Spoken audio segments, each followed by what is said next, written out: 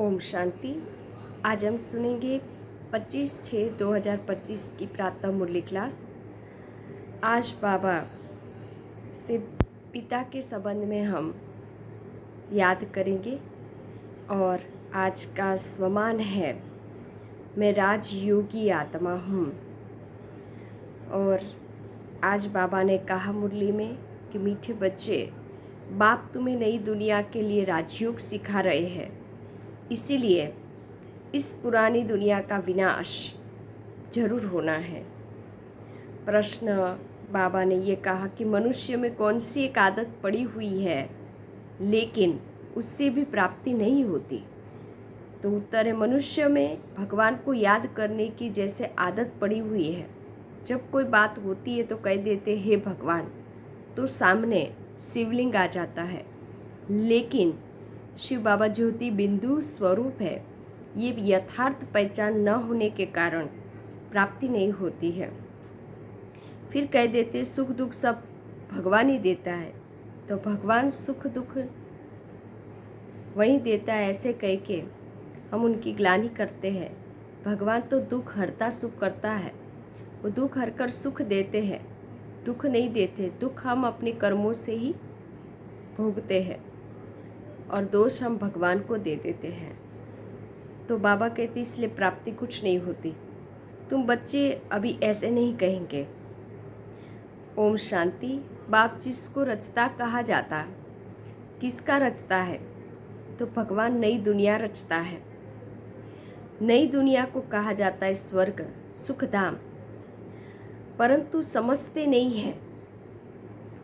श्री कृष्ण के मंदिर को भी सुखधाम कहते हैं, क्योंकि जब सतयुग था तो श्री कृष्ण का राज्य था और वहाँ सुख ही सुख था, दुख का नाम निशान नहीं था। अब वह तो हो गया छोटा मंदिर। श्री कृष्ण तो विश्व का मालिक था ना, स्वर्ग तो बहुत बड़ा है। बेहद के मालिक को जैसे हद का मालिक बना देते हैं। माना मंदिर छोटा है, पर जब सतयुग होगा तो पूरी विश्व एक सुखधाम माना मंदिर, बेहद का घर सतयुग बन जाएगा, जहाँ देवता ही निवास करेंगे। तो वो बेहद का घर है। श्री कृष्ण के छोटे से मंदिर को सुखधाम कहते हैं। बुद्धि में यह नहीं आता कि वह तो विश्व का मालिक था, भारत में ही रहने वाला था। तुमको भी पहले कुछ नहीं पता था। बाप को तो सब कुछ पता है, शिव बाबा को तो सब कुछ पता है, क्योंकि वह सृष्टि के आदि मध्य अंत के ज्ञाता है। बाबा कहते हैं अभी तुम बच्चे जानते हो, दुनिया में तो कोई किसी को पता ही नहीं कि ब्रह्मा विष्णु शंकर कौन है, शिव बाबा कौन है। शिव तो है ऊंचे ते ऊंचा भगवान। अच्छा, फिर प्रजापिता ब्रह्मा कहाँ से आए? ये है तो मनुष्य ही। प्रजापिता ब्रह्मा तो जरूर यहाँ ही चाहिए ना, जिससे ब्राह्मण पैदा हो। हम सब प्रजापिता ब्रह्मा की संतान, मुख वंशावली ब्राह्मण है। बाबा ने हमें एडप्ट किया हुआ है। तुम हो मुख वंशावली। अब तुम जानते हो कैसे ब्रह्मा को शिव बाबा ने अपना बनाकर उनके शरीर में प्रवेश कर और मुख वंशावली बनाए। इसमें प्रवेश भी किया, फिर कहा कि यह हमारा बच्चा भी है। तुम जानते हो ब्रह्मा नाम कैसे पड़ा, कैसे पैदा हुआ? यह कोई नहीं जानते। शिव बाबा ने प्रजापिता ब्रह्मा के शरीर में प्रवेश करके ज्ञान सुनाया। बाबा कहते कि परम सिर्फ महिमा गाते रहते हैं कि परम पिता परमात्मा ऊंचे ते ऊंच है, परंतु ये कोई की बुद्धि में नहीं है आता कि ऊंच ते ऊंच तो शिव बाप है। हम सभी आत्माओं को पिता है, वो बिंदी स्वरूप है, सृष्टि के आदि मध्य अंत का ज्ञान है। यह नॉलेज भी तुमको अभी मिली, पहले जरा भी ज्ञान नहीं था। मनुष्य सिर्फ कहते रहते ब्रह्मा विष्णु शंकर, परंतु जानते कुछ नहीं थे। जानते हो कि शिव बाबा ज्ञान का सागर है, जो हमको ज्ञान सुनाते पढ़ाते हैं, राजयोग सिखाते हैं। सतयुग नई दुनिया के लिए जरूर पुरानी दुनिया का विनाश होना चाहिए, इसके लिए महाभारत लड़ाई भी है। आधा कल्प से लेकर तुम भक्ति मार्ग में शास्त्र पढ़ते आए हो, अब तो शिव बाबा से डायरेक्ट सुनते हो। शिव बाबा को कोई शास्त्र बैठकर पढ़ने की ज़रूरत नहीं, क्योंकि शिव बाबा स्वयं ज्ञान का सागर है। अब भक्तों को भक्ति का फल चाहिए, क्योंकि मेहनत करते हैं भगवान से मिलने के लिए, परंतु ज्ञान से है सद्गति। ज्ञान और भक्ति दोनों इकट्ठे चल नहीं सकते। जब भक्ति पूरी होती है तभी ज्ञान मिलता है, और ज्ञान से होती है सद्गति, मुक्ति, जीवन मुक्ति। अभी है ही भक्ति का राज्य, सब भगत है, हर एक के मुख से ओ गॉड फादर जरूर निकलेगा।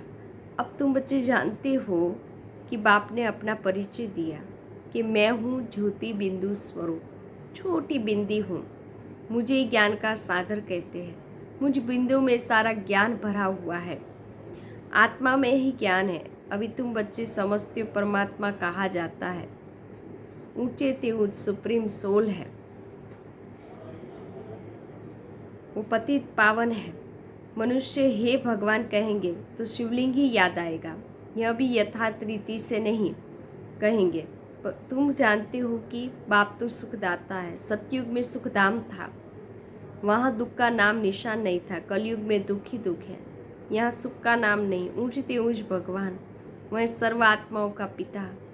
यह किसको पता नहीं कि आत्माओं का बाप भी है। कहते भी हम सब आत्मा आत्मा भाई भाई ब्रदर्स है, तो जरूर इसका सब एक बाप के बच्चे ठहरे ना।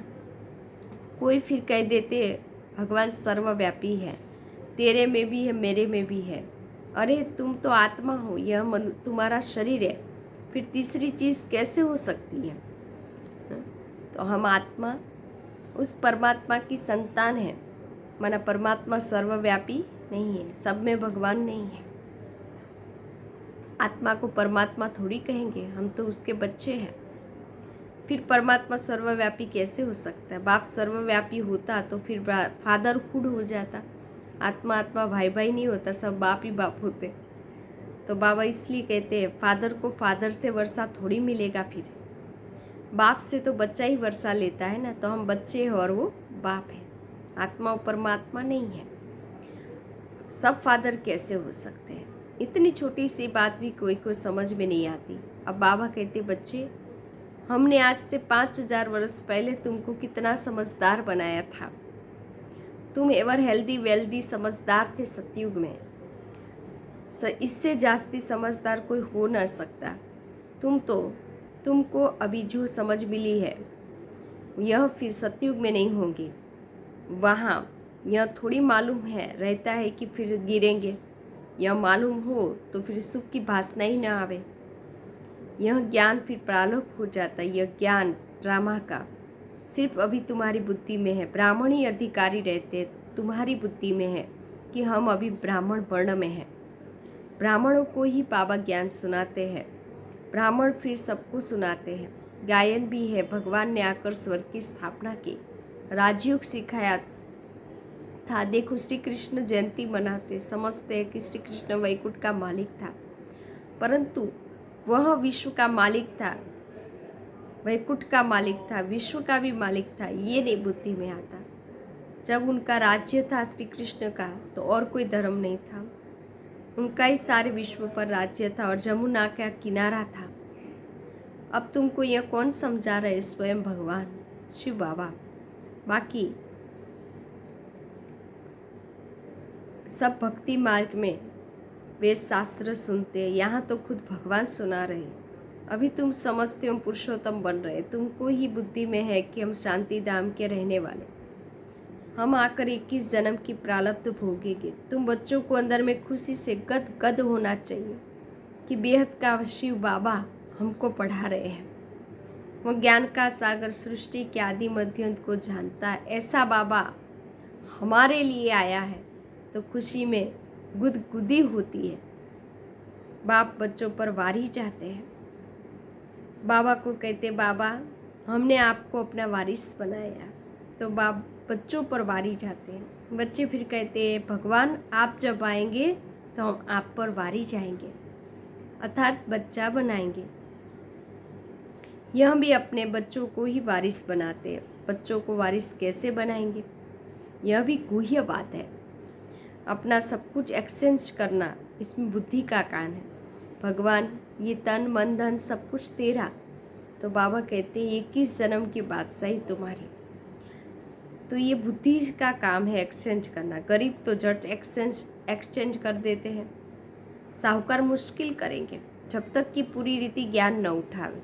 इतनी हिम्मत नहीं रहती। गरीब तो झट कह देते, बाबा हम तो आपको ही वारिस बनाएंगे, हमारे पास रखा ही क्या है। वारिस बनाकर फिर शरीर निवार्थ अपना करना है, सिर्फ ट्रस्टी समझकर रहना। युक्तियाँ बहुत बाबा बताते रहते हैं।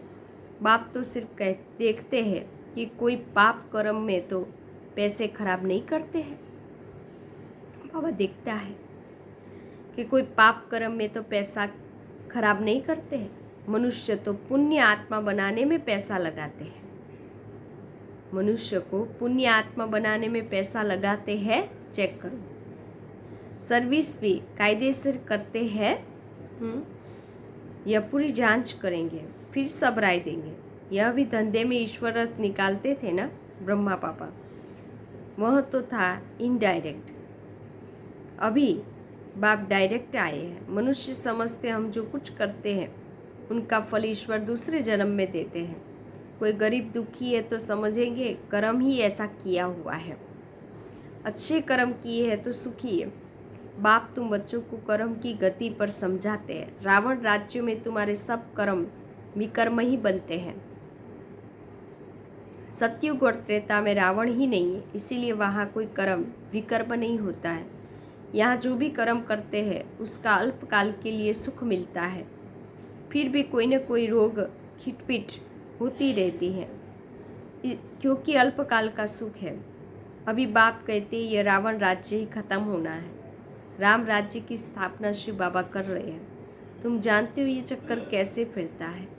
भारत ही फिर गरीब हो जाता है। भारत आज 5000 वर्ष पहले स्वर्ग था। लक्ष्मी नारायण का राज्य था। पहले गद्दी उनकी चलती है। श्री कृष्ण प्रिंस, फिर स्वयंवर किया तो राजा बना, श्री नारायण नाम पड़ा। यह भी तुम अभी जानते हो तो तुमको वंडर लगता है। बाबा आप सारे रचता और रचना की नॉलेज सुनाते हो। आप हमको कितना ऊंच पढ़ाते हो। बलिहार जाओ, हमको तो सिवाय बाप की और कोई याद ही नहीं करना है, और कोई को याद ही नहीं करना है। अंत तक पढ़ना है तो जरूर टीचर को याद करना है। स्कूल में टीचर को याद करते हैं ना, उन स्कूलों में तो कितने टीचर्स होते हैं, हर एक दर्जे का टीचर अलग होता है। यहाँ तो एक ही टीचर है। कितना लवली है बाबा। बाप लवली, टीचर लवली, सतगुरु लवली।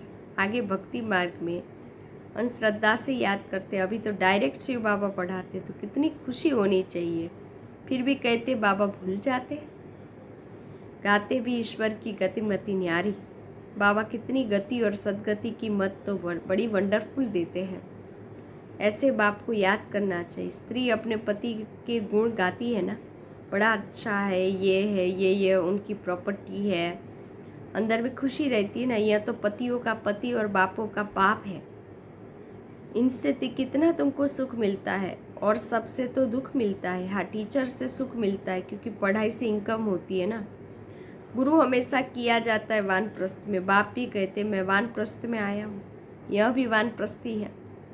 बाप टीचर गुरु तीनों ही इकट्ठे।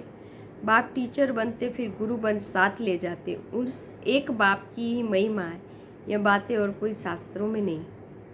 बाबा हर एक बात अच्छी रीति समझाते। इनसे ऊंची ज्ञान नॉलेज और कोई नहीं, न जानने की दरकार रहती।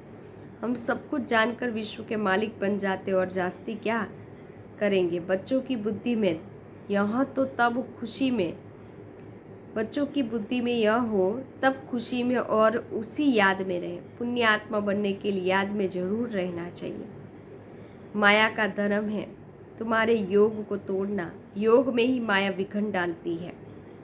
भूल जाते हो माया के तूफान बहुत आते हैं। यह भी ड्रामा में नूत है। सबसे आगे तो यह है, तो इनको सब अनुभव है ब्रह्मा बाबा को। मेरे पास जब आए तब तो सबको समझाऊँ ना। यह सब माया के तूफान आएंगे, बाबा कहते हैं। बाबा के पास भी आते थे, आते हैं, तुमको भी आएंगे। माया का तूफान ही न आए, योग लगा ही रहे तो कर्मातीत अवस्था हो जाए। फिर हम यहाँ रह ना सके, कर्मातीत अवस्था हो जाएगी तो फिर चले जाएंगे। शिव की बारात गाई हुई ना, शिव बाबा आए तब हम सब आत्माएं जाए। शिव बाबा आते ही है सबको ले जाने। सतयुग में इतनी आत्माएं थोड़ी होगी। अच्छा, मीठे मीठे सिक्के लदे बच्चों प्रति माता पिता बाप दादा का याद प्यार और गुड मॉर्निंग। रूहानी बाप की रूहानी बच्चों को नमस्ते। हम रूहानी बच्चों की रूहानी बाप दादा को याद प्यार गुड मॉर्निंग, नमस्ते नमस्ते नमस्ते। सदा रहो हंसते। मैं कौन? आत्मा। मेरा कौन? शिव बाबा। कहाँ जाना? परम धाम। बाबा थैंक यू। बाबा शुक्रिया। मेरा बाबा, मीठा बाबा, प्यारा बाबा, लाडला बाबा, वाह बाबा वाह। धन्यवाद बाबा। धारणा के लिए मुख्य सार, शिव बाबा को अपना वारिस बनाकर सब कुछ एक्सचेंज कर देना है। वारिस बनाकर शरीर निवार भी करना है। ट्रस्टी समझकर रहना है। पैसे कोई भी पाप कर्म में नहीं लगाने हैं। दूसरी पॉइंट्स, अंदर खुशी में गुदगुदी होती रहे। स्वयं ज्ञान का सागर बाबा हमको पढ़ा रहे। पुण्य आत्मा बनने के लिए याद में रहना है। माया की तूफानों से डरना नहीं है। वरदान, सत्यता के आधार पर एक बाप को प्रत्यक्ष करने वाले निर्भय अथॉरिटी स्वरूप भव। सत्यता ही प्रत्यक्षता का आधार है। बाप को प्रत्यक्ष करने के लिए निर्भय और अथॉरिटी स्वरूप बनकर बोलो, संकोच से नहीं। जब अनेक मत वाले सिर्फ एक बात को मान लेंगे कि हम सबका बाप एक है और वही सब कार्य कर रहे हैं, हम सब एक की संतान एक है और यह एक ही यथार्थ है, तो विजय का झंडा लहरा जाएगा। इसी संकल्प से मुक्तिधाम जाएंगे और फिर जब अपना अपना पार्ट बजाएंगे तो पहले यही संस्कार इमर्ज होंगे कि गॉड इज़ वन। यही गोल्डन एज की स्मृति है। स्लोगन, सहन करना ही स्वयं के शक्ति रूप को प्रत्यक्ष करना है। अव्यक्त इशारे, आत्मिक स्थिति में रहने का अभ्यास करो। अंतर्मुखी बनो। जैसे यह देह स्पष्ट दिखाई देती है, वैसे अपनी आत्मा का स्वरूप स्पष्ट दिखाई दे, अर्थात अनुभव में आए। मस्तक अर्थात बुद्धि की स्मृति व दृष्टि से सिवाय आत्मिक स्वरूप के और कुछ दिखाई न देवे, वह स्मृति में न आए। ऐसे निरंतर तपस्वी बनो, तब हर आत्मा के प्रति कल्याण का शुभ संकल्प उत्पन्न होगा। भल कोई अपने स्वभाव संस्कार के वश आपके पुरुषार्थ में परीक्षा के निमित्त बना हुआ है, उसके प्रति भी सदा कल्याण का संकल्प उत्पन्न हो। अच्छा, ओम शांति।